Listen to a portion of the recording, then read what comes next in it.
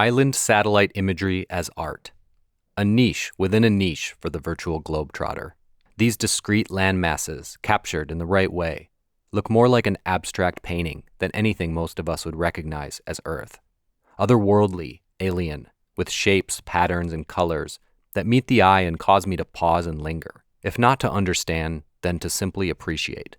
And my latest point of interest is part of the Canadian Arctic archipelago, Bray Island, a canvas hung up in the gallery of Google Earth.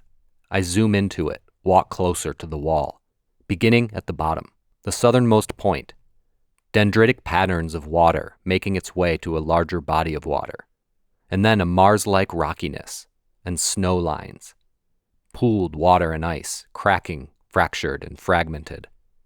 I get lost in this landscape within a landscape, each smaller dot almost endlessly recursive, getting drawn in closer and closer, appreciating it as masterpiece, then continuing north, up to where the white increases, getting snowed in the negative space. I take another step back to regain perspective and get overwhelmed by the grandness and the scale of it all.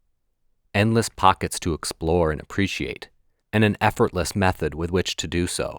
Just the smallest of movements, a flick of the finger, and I'm in a whole new environment. A segmented river, rusty and striated. And a little further, larger ponds. Or are they lakes? Shaped playfully, like hooves or hearts, and seeing faces, animals, characters in the lines. And then west, to a much larger iteration of the same thing. Water captured in multiple states of being, and the beauty that emerges from that process. But what is this?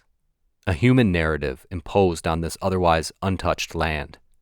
Patterns as well, but not the patterns that come from weather and geological processes. And these lines are paths, leading somewhere, to this radar station. Some various buildings, a few obscured, military. A larger road leading to a landing strip, and what it must be like to fly into a place like this, remote and desolate.